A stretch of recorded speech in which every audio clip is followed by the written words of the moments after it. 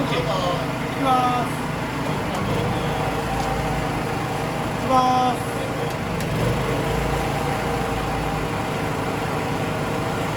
一回来て。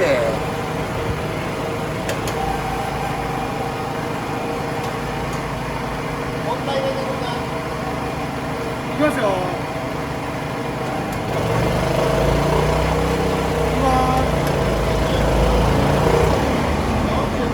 落ちた。っていうか、こっちが、両方飛んだ。っ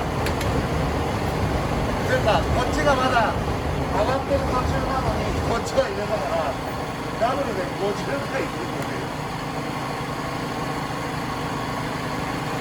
う。やっぱ順次指導。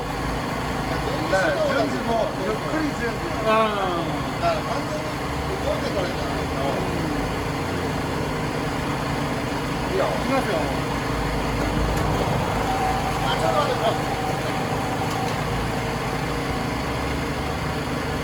次また連チャンですか。いや、ゆっくりでいいよ。ゆっくりですか。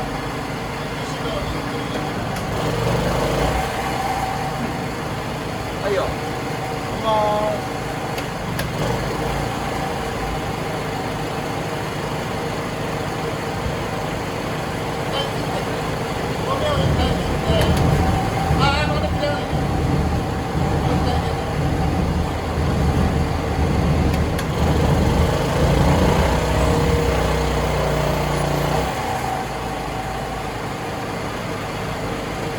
すごい。